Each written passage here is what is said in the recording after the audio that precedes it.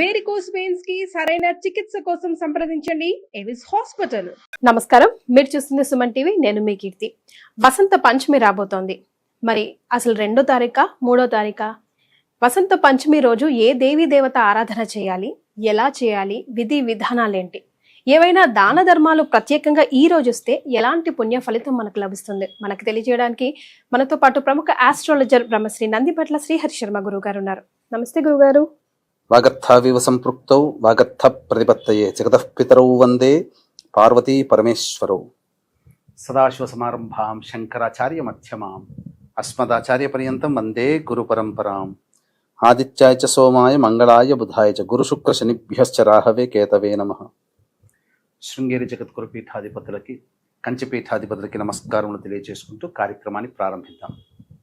గురుగారు, వసంత పంచమి అసలు 2వ తారీఖా 3వ తారీఖా? ఇది ఒక చాలా కన్ఫ్యూజన్ ఉంది గురుగారు ప్రేక్షకుల్లో. వసంత పంచమి మనకు 2వ తారీఖేనమ్మా. అయితే 9 గంటల 15 నిమిషాల వరకు కొన్ని పంచాంగాల్లో 9 గంటల 45 నిమిషాల వరకు చవితి తిథి ఉంది. తదనంతరమే పంచమి వస్తుంది 2వ తారీఖు రోజున. 3వ తారీఖు రోజున సూర్యోదయానికి ఉన్నది పంచమి తిథి. కానీ 3వ తారీఖు రోజున సూర్యోదయం 6 గంటల 50 నిమిషాలు ఉదయం. కానీ పంచమి తిథి 6 గంటల 52 నిమిషాల వరకు మాత్రమే ఉంది. అంటే సూర్యోదయం అయిన తర్వాత 1 నిమిషము అనేటువంటిది మనకు పర్వదినాన్ని నిర్ణయించడానికి సరిపోదు. కాబట్టి రోజు మొత్తము కూడా, ప్రదోషకాల సమయము కూడా, నిశీ సమయం కూడా పంచమీ తిథి 2వ తారీఖునే ఉంది. కాబట్టి వీక్షించేటువంటి ప్రేక్షకులు అందరూ కూడా వసంత పంచమి 2వ తారీఖునే అని గ్రహించాలి. రైట్. మరి వసంత పంచమి రోజు ఏ దేవి దేవతను ఆరాధించాలి, ఎలా ఆరాధించాలి గురుగారు? వసంత పంచమి రోజున మనకు ఈ ఆరాధన అనేటువంటిది మన దక్షిణ దేశాలలో, అనగా దక్షిణాది రాష్ట్రాల్లో అంతగా లేకపోయినప్పటికీ నార్త్ సైడ్ మాత్రం దీని ఆరాధన చాలా విశేషంగా చేసుకుంటారు. ఎందుకనంటే జ్ఞానము, సమస్త పురాణాలు, శాస్త్రములు, వేదాలు ఎక్కడ పుట్టాయి? నార్త్లో పుట్టాయి. వేదాలకి శాస్త్రాలకి అధిపతి ఎవరు? సరస్వతీదేవి. కాబట్టి అక్కడ వాళ్ళు బాగా ఆరాధన చేస్తారు. మన దగ్గర శాస్త్రాలు పుట్టలేదు కదా, వేదవ్యాసుడు ఇక్కడికి వచ్చి వేదాన్ని రచించలేదు కదా. కాకపోతే వేదవ్యాసుడు సరస్వతి అనుగ్రహాన్ని గౌతమి నదీ తీరం, అనగా గోదావరి నదీ తీరంలో అమ్మవారికి తపస్సు చేసి పొందినాడు కాబట్టి, అనుగ్రహాన్ని పొందినాడు కాబట్టి వ్యాసపురిగా పిలుస్తున్నటువంటిది క్రమేపీ బాసరగా మారింది. బాసర క్షేత్రము వ్యాసుని నిర్మితంలో ఉన్నటువంటి సరస్వతి అమ్మవారిదని చెప్పవచ్చు. కాబట్టి ఇక్కడ మనకున్నటువంటి దక్షిణాది రాష్ట్రాలలో ఈ బాసర అనేటువంటిది ప్రముఖమైనటువంటిది. అయితే మదన పంచమి, శ్రీ పంచమి, వసంత పంచమిగా నార్త్ సైడ్ కొలుస్తారు. అందుకని మీరు గమనించుకుంటే ఇప్పుడు ప్రయాగలో అతిపెద్ద 144 సంవత్సరాల కుంభమేళా జరుగుతుంది. ఈ కుంభమేళాలో కూడా పవిత్రమైనటువంటి పుణ్య స్నానాలు 6 లేదా 7 ఉన్నాయి. అందులో వసంత పంచమి కూడా ఒకటి. అంటే అగ్రస్థానం అనేటువంటిది ఉంది. అంటే ఏంటి? ఏ పని చేసినా, ఏ పని చెయ్యాలన్నా, ఏ పని పూర్తి చెయ్యాలన్నా మనిషికి జ్ఞానము కావాలి.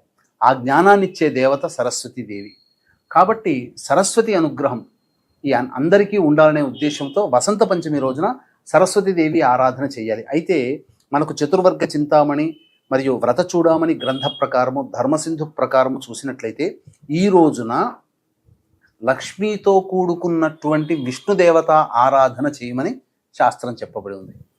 కాబట్టి ఖచ్చితంగా ఆ రోజున తైల అభ్యంగన స్నానము ఆచరించాలి. సంక్రాంతి రోజున ఎలా అయితే చేస్తామో నువ్వుల నూనెను ఒంటికి బాగా దట్టించి తైలాభ్యంగన స్నాన వసంత పంచమి రోజున చేయాలి. అందరూ కూడా చేసిన తర్వాత తులసి చెట్టు దగ్గర ఆవు నేతితో దీపారాధన చేసి అక్కడ షట్కోణము వేసి మధ్యలో పసుపు, కుంకుమ, పూలు, పుష్పములు ఉంచి అందులో ఆవు నేతితో దీపారాధన చేసి విష్ణు సహస్రనామ పారాయణం ఖచ్చితంగా ఈ వసంత పంచమి రోజున చేయమని శాస్త్రం చెప్పబడి ఉంది. ఇక తరువాత మనము జ్ఞానానికి ప్రతీక అయినటువంటి అమ్మవారిని కూడా మనం ఆరాధన చేయాలి. కాబట్టి సరస్వతీదేవి పుట్టిన రోజే ఈ వసంత పంచమి. ఇక్కడ పూర్వకాలంలో, ఇప్పుడు లేదు కాదమ్మా, 100 సంవత్సరాల క్రిందట ఎలా ఉండేదంటే వసంతం అంటే ఋతువులలో రాజు వసంతుడు. తర్వాత వసంతం అంటే ఏంటి? ఉత్సాహము, చక్కటి అనుభూతిని, అర్థముగా వస్తుంది. అరే నీ జీవితంలో వసంతం వచ్చిందిరా అని అంటుంటారు, హ్యాపీ డేస్ లాగా, హ్యాపీ డేస్ లా. అట్లా అంటే ఏంటి, అక్కడ కొత్తవి అనగా పాతవి పోయి కొత్తవి చిగురిస్తున్నటువంటిది. మనం ప్రకృతిలో కూడా చూసిన జనవరి నుంచి కొన్ని నెల 40 రోజుల వరకు మనము ప్రకృతిలో కూడా చూసినట్లయితే జనవరి నుంచి 30-40 రోజుల్లో ఆకులన్నీ రాలిపోయి కొత్తగా చిగురిస్తూ ఉంటుంది. అంటే పూర్తిగా గ్రీనరీగా మారిపోతుంది. తద్వారా మనిషికి ఆహ్లాదము, ఆనందం కలుగుతుంది. అటువంటి చిగురుని ఇచ్చేటువంటి ఋతువుగా ఈ వసంత ఋతువు అనేది కూడా చెప్పబడి ఉంది మనకు శాస్త్రంలో. అయితే వసంతుడు అనేటువంటి అనగా ఋతువులలో రాజైనటువంటి వసంతుడిని, మరియు మనిషికి ఆనందము, ఉత్సాహాన్ని కలిగించేవాడు ఈ మన్మధుడు, రతిదేవి, ఈ ముగ్గురిని కూడా ఆరాధన చేసే అలవాటు 100 సంవత్సరాల క్రిందట ఉండేది. అయితే ప్రధానంగా మనము జ్ఞానం కావాలి. చిన్నవాడి దగ్గర నుంచి పెద్దవాళ్ళ వరకు కూడా ఏ పని చెయ్యాలన్నా ప్రతి పనిలో ఇచ్ఛాశక్తి, క్రియాశక్తి, జ్ఞానశక్తి అనే ముగ్గురు దేవతల శక్తులే మానవుని నడిపిస్తాయి. జ్ఞానం లేకుండా ఏ పని చేసినా వ్యర్థం. ఇప్పుడు ఏదైనా సబ్జెక్టు మనము ఆ సబ్జెక్ట్లో అవగాహన చేసుకొని చెప్పగలిగితే అది వచ్చే విధానం వేరు. టీచర్ అయినా కానీ ముందు ఒక రోజు చదువుకుంటాడు, పిల్లలకు పాఠాలు చెప్పడం ఎంత గొప్పగా చెప్పాలి అని చెప్పి. ప్రతి వాళ్ళు చేసేది అదే. అటువంటి జ్ఞానం ప్రతి కులవృత్తిలో, ప్రతి వ్యాపారంలో, ప్రతి ఉద్యోగంలో అందరికీ కావాల్సిందే. కాబట్టి ఆ రోజున ఈ విష్ణు సహస్రనామ పారాయణం చేసిన తర్వాత ఇంట్లో సరస్వతీదేవి చిత్రపటానికి తెల్లటి పూలమాల వేయాలమ్మా. వేసి వైభవలక్ష్మి వ్రతము, అలాగే కాత్యాయని వ్రతం ఎలా అయితే పుస్తకాల్లో చేసుకుంటామో ఆ విధంగానే పూజ చేసుకుంటూ అమ్మవారి పేరు వచ్చినప్పుడు మాత్రం మార్పు చెందుతుంది. సరస్వతి అమ్మవారి పేరు చెప్పుకొని షోడశోపచార విధానంగా పూజ చేయాలి. పూజ చేసిన తర్వాత ఆ అమ్మవారికి తెల్లటి పదార్థాలతో చేసినటువంటివి నైవేద్యంగా పెట్టాలి. అంటే దద్దోజనం పెట్టవచ్చు, లేకపోతే సేమియా పాయసం లాంటిది పెట్టవచ్చు, లేకపోతే అన్నము చక్కెర పాలుతో చేసినటువంటి తెల్లటి పాయసము, రవ్వ లడ్డూలు పెట్టవచ్చు. జామ పండు అంటే అమ్మవారికి చాలా ప్రీతి కాబట్టి జామ పండు నైవేద్యంగా పెట్టవచ్చు. ఇక ముఖ్యంగా ఈ యొక్క వసంత పంచమి రోజున చక్కగా అందరూ కూడా దాంపత్య సమస్యలు ఉన్నవాళ్ళు ముఖ్యంగా విశేషించి కొన్ని నియమాలు, కొన్ని దానములు, పరిహారాలు కనుక పాటించినట్లయితే దాంపత్య సమస్యలు తొలగిపోయడానికి మార్గం సుగమమవుతుంది. ఓకే, ఎలాంటి దానాలు చేయాలి గురుగారు? అయితే ఇక్కడ మనము వీక్షించేటువంటి ప్రేక్షకులు గమనించాల్సింది ఏంటనంటే, ఈ వసంత పంచమి రోజున తప్పనిసరిగా చెప్పులు, గొడుగు, వస్త్రములు బ్రాహ్మడికి దానం చేయవచ్చు. లేదు వృద్ధాశ్రమంలో వృద్ధులకి దానం చేయవచ్చు, అనాథలకి కూడా దానం చేయవచ్చు. ఇవన్నీ కూడా దానాది కార్యక్రమాలు చెప్పబడ్డాయి. శనికి సంబంధించిన శనికి కాదమ్మా. ఎందుకంటే ఈ వసంత ఋతువు అయిపోయిన తర్వాత దీంట్లో ఉన్న అంతరార్థం ఏంటంటే, పూర్వకాలంలో ఎందుకు ఈ విధంగా వచ్చిందంటే, రోజులు గడుస్తున్న కొద్దీ చలి తగ్గిపోయి ఎండ పెరుగుతుంది కదా. అటువంటి ఎండ నుంచి శరీరాన్ని రక్షించుకోవాలంటే పాదాలు బాగుండాలి, చెప్పులు. మన శరీరం రక్షింపబడాలంటే గొడుగు, మంచి నూతన వస్త్రములు ఇస్తే అది దైవానుగ్రహం పొందుతుంది. కాబట్టి ఇవి 3 ఖచ్చితంగా చేయాలి. అక్షరాభ్యాసాలు కూడా చాలా విరివిగా చేస్తారు కదా గురుగారు? అవునమ్మా, అక్షరాభ్యాసాలు చాలా విరివిగా చేస్తారు. అసలు వసంత పంచమి రోజున చాలా మంది చేస్తారు. కాబట్టి వీక్షించేటువంటి ప్రేక్షకుల్లో ఇప్పుడు మనం చెప్పుకోదు ఏంటంటే, ఏ సమయంలో అక్షరాభ్యాసం గనక చేస్తే మంచిదో తెలియచేసుకుందాం. వీక్షించేటువంటి ప్రేక్షకులకి గమనిక, ఈ మహాకుంభమేళా 144 సంవత్సరాలకి వచ్చేటువంటి మహాకుంభమేళాలో మాఘ పౌర్ణమి సందర్భంగా త్రివేణి సంగమం ప్రయాగరాజ క్షేత్రములో జాతకరీత్యా కలుగు విద్య, వివాహ, ఉద్యోగ, దాంపత్య, సంతాన, అనారోగ్య సమస్యలకి సర్వదోష నివారణ హోమాలు, అలాగే గత జన్మ కర్మదోషాలుంటే సమస్యలు ఉంటాయి కాబట్టి గత జన్మ కర్మదోష నివారణ తిల హోమాలు, మరియు ఈ 2025 సంవత్సరం శని ప్రభావం అన్ని రాశులకి ఉంటుంది కాబట్టి శని దోష నివారణ హోమాలు పర్ హెడ్ 2100 రూపాయలకి చేయించడం జరుగుతుంది. అలాగే మరుసటి రోజు మఖా నక్షత్రం, ఆ రోజున మనకు పుష్కరాలు ఎలాగో కుంభమేళా కూడా అలాగే కాబట్టి పెద్దవాళ్ళ యొక్క ఆత్మతృప్తి కోసం పిండ ప్రధాన కార్యక్రమాలు బ్రాహ్మణుని కర్తగా పెట్టి చేయించడం జరుగుతుంది. వీటి వివరాలు కార్యక్రమ తదనంతరం కాంటాక్ట్ చేసి తెలుసుకోవచ్చు. ఇప్పుడు ప్రయాగలో కొంత ఇబ్బందికర పరిస్థితులు అనేటువంటి తలెత్తుతున్నాయి కాబట్టి అవకాశం ఉంటే ప్రయాగాలు చేయడం జరుగుతుంది, లేకపోతే కాశీలో ఖచ్చితంగా చేయడం జరుగుతుంది ఈ కార్యక్రమాలు. మనకు చవితి తిథి 9:15 వరకు ఉందమ్మా. కాబట్టి చవితి ఉండగా అక్షరాభ్యాసాలు చేయకూడదు. కాబట్టి ఆ రోజున ఏంటనంటే సిద్ధయోగం ఉంది. పంచమి తిథి 9:15 తర్వాత వస్తుంది. కాబట్టి ఈ 9:30 నుంచి 12:30 లోపల అక్షరాభ్యాసాలు ఎక్కడైనా చేసుకోవచ్చు. ఈ రోజున జరిగినటువంటి అక్షరాభ్యాసం ఎందుకంటే సిద్ధయోగం ఉన్నది, అద్భుతమైనటువంటి సమయముగా చెప్పవచ్చు. గురుగారు ఈ సిద్ధయోగం అంటే మనం అక్షరాభ్యాసం చేసేటప్పుడు కూడా ఓం నమఃశివాయ సిద్ధం నమః అనేటువంటిది మనం చెబుతాం, రాయిస్తాం. అవును. అంటే ఈశ్వరుడే ఆ జ్ఞానాన్ని ప్రసాదించాలి ఇప్పటి నుంచి అక్షరాభ్యాసం ద్వారా అని చెప్పి, ఎందుకంటే సమస్త శాస్త్రాలకి ఈశ్వరుడు అధిపతి కదా, అన్ని ఈశ్వరుడి ద్వారానే వచ్చాయి భూలోకంలో. కాబట్టి ఆ విధంగా అలా చెప్తారు అక్షరాభ్యాసంలో. అటువంటి సిద్ధయోగం ఉన్నటువంటి రోజున ఎవరైతే పిల్లలకి అక్షరాభ్యాసం చేయించుకుంటారో వాళ్ళకి ఖచ్చితముగా జ్ఞానదేవత అయినటువంటి సరస్వతి అనుగ్రహము ఆ జన్మాంతము వారి వెంట ఉంటుందని చెప్పడంలో ఏమాత్రం సందేహం లేదు. గురుగారు ఇక దానాది కార్యక్రమాలు కూడా చెప్పుకున్నాం కదా.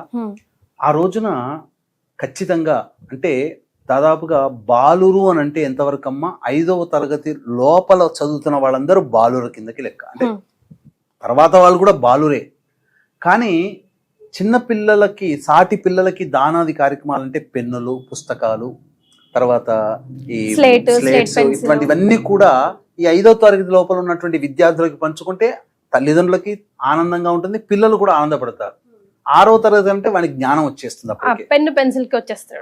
కాబట్టి ఈ 5వ తరగతి లోపల ఎవరికైతే పిల్లలు ఉంటారో 5వ తరగతి లోపల చదువుకునే వాళ్ళు, ఆ పిల్లలు తోటి విద్యార్థులకి, ఆ పిల్లల చేత తోటి విద్యార్థులకి ఈ పెన్సిలు, పుస్తకము, స్లేటు, రబ్బరు, షార్ప్నరు ఇట్లాంటివి ఏవైనా చదువుకోగలిగేటువంటి వస్తువులు అందరి పిల్లలకి పంచిపెడితే అపారమైనటువంటి జ్ఞాన సంపద పిల్లలకి వస్తుందని చెప్పవచ్చు. గురుగారు, దేవి నవరాత్రుల్లో మూలా నక్షత్రం వచ్చిన రోజు మనం పుస్తకాలన్నీ అమ్మవారి దగ్గర పెట్టి పూజ చేస్తూ ఉంటాం కదా, ఆ విధంగా ఈ రోజు చేయొచ్చా గురుగారు? ఆ విధంగానే చెయ్యాలమ్మా. ఎందుకంటే మూలా నక్షత్రము మనకు దేవి నవరాత్రుల్లో అమ్మవారికి అధిష్టాన దేవత కాబట్టి ఆ రోజున ఉత్తరాభాద్ర నక్షత్రం ఉందమ్మా. ఏ రోజున? వసంత పంచమి రోజున. అంటే ఉత్తరాభాద్ర నక్షత్రానికి అధిపతి ఎవరు? శని. శని అంటే ఎవరనంటే సింపుల్ గా ఒక్క మాట చెప్పాలంటే హూణ విద్యా కారకుడు. హూణ విద్య అంటే విదేశీ విద్య. ఇప్పుడు మనందరు పిల్లల చేత చేయించేది విదేశీ విద్య కదా, ఆంగ్లమే కదా, ఆంగ్లంలోనే బోధిస్తున్నాం, అది విదేశీ విద్య, మన దేశ సంస్కృతి విద్య కాదు. హూణ విద్య అంటే శని కారకుడు. అట్టి శని నక్షత్రమైనటువంటి ఉత్తరాభాద్ర నక్షత్రం, పంచమీ తిథి మరియు ఈ సిద్ధయోగం ఉన్నటువంటి సమయం 9:30 నుంచి 12:30 లోపల అక్షరాభ్యాసం చేయిస్తే చాలమ్మా అద్భుతమైనటువంటి మేధస్సు పిల్లలకు వస్తుంది, సరస్వతి కటాక్షం సంపూర్ణంగా లభిస్తుంది. ఆ తదనంతరం ఇక ఆ రోజున అక్షరాభ్యాసం దిద్దిస్తారు కదా, మరుసటి రోజు కూడా ఖచ్చితంగా దిద్దించాలి. 3 రోజుల వరకు, 2, 3, 4వ తారీఖు వరకు వీలుగాని పక్షంలో కనీసం 2వ తారీఖు 3వ తారీఖు వరకు అయినా కానీ పిల్లల చేత చేయించాలి. అక్షరాభ్యాసం కాదు, మొదలు పెట్టిన తర్వాత 2వ రోజు ఆపకూడదు, 3వ రోజు కూడా ద్వితీయ విఘ్నం తృతీయ విఘ్నం ఉండకూడదు, కానీ శాస్త్ర ప్రకారం ద్వితీయ విఘ్నం వరకు కూడా లేకుండా చూసుకోవాలి. గురుగారు, విద్యా బుద్ధి జ్ఞానం ఏదైనా కూడా మన గత జన్మ పాప పుణ్యాల ఆధారంగానే వస్తూ ఉంటాయి అని చెప్తారు కదా, మరి అవన్నీ పోయి ఒక దారిలో పడడానికి, ఒక దీపం జ్యోతి లాగా కనిపించడానికి ఏదైనా మంత్రం చెప్తారా పిల్లలందరికీ? తప్పకుండా. అందులో ఎగ్జామినేషన్ సీజన్ గురుగారు, చాలా టెన్షన్ లో ఉంటారు కాబట్టి మీరన్నది కూడా వాస్తవమే. ఇప్పుడు చెప్పబోయేటువంటి మంత్రాన్ని ప్రతిరోజు పిల్లల చేత 108 సార్లు, ఇప్పుడు పిల్లలు పలకడం అంటే కష్టం, కానీ కనీసం 54 సార్లు, కనీసం 41 సార్లు, తక్కువలో తక్కువ నక్షత్ర సంఖ్య 27 సార్లైనా కానీ ఇప్పుడు చెప్పబోయేటువంటి మంత్రాన్ని గనక పఠించినట్లయితే అప్పుడు అమ్మవారి యొక్క అనుగ్రహం కలుగుతుంది. ఈ మంత్రం ఏదైతే ఉందో పెద్దవాళ్ళు కూడా పిల్లల కోసం ప్రతిరోజు 108 చేయొచ్చు, శక్తి ఉంటే 1008 సార్లైనా చేయొచ్చు. ఏంటా మంత్రం అంటే ఓం వాగీశ్వర్యై చ విద్మహే బ్రహ్మ పత్న్యై చ ధీమహి తన్నో వాణీ ప్రచోదయాత్. మళ్ళీ ఓం వాగీశ్వర్యై చ విద్మహే బ్రహ్మ పత్న్యై చ ధీమహి తన్నో వాణీ ప్రచోదయాత్. ఓం వాగీశ్వర్యై చ విద్మహే బ్రహ్మ పత్న్యై చ ధీమహి తన్నో వాణీ ప్రచోదయాత్. ఇలా ఈ మంత్రాన్ని 108 లేదా 1008 సార్లు తల్లిదండ్రులు పఠించవచ్చు. పిల్లల చేత తక్కువలో తక్కువ 27, శక్తి ఉంటే 108 సార్ల వరకు అయినా కానీ పిల్లల చేత చేస్తే అపారమైనటువంటి మేధస్సు పెరుగుతుంది. చదువుకున్నది జ్ఞాపకం. ఎందుకనంటేనమ్మా సంవత్సరం పాటు చదివిందంతా ఒక్క 3 గంటల్లో వెళ్ళి రాసి రావాలి. చదివిందంతా అప్పటికప్పుడు స్పాంటేనియస్ గా గుర్తుండాలి అని అంటే సరస్వతి అనుగ్రహం కావాలి. పూర్వకాలంలో అలా చెప్పించేవాళ్ళు కాబట్టి స్కూల్స్లలో అందరూ చక్కగా చదువుకునేవాళ్ళు ఇప్పుడు బట్టి బట్టి చదువుకొని రాసి వస్తున్నారు. మరి అది. రైట్. గురుగారు చెప్పిన మంత్రం గుర్తుంది కదా, వీలైతే నేను డిస్క్రిప్షన్ లో కూడా పెట్టిస్తాను. అండ్ గురుగారు చాలా సవివరంగా వసంత పంచమిని మనమంతా ఎలా సద్వినియోగించుకోవాలో చెప్పారు. దాన్ని తగ్గట్టుగా ఫాలో అవుతే అంతా మంచి జరుగుతుంది. చాలా సంతోషం గురుగారు, ధన్యవాదాలు. సర్వం శ్రీ ఉమామహేశ్వర పరబ్రహ్మార్పణమస్తు.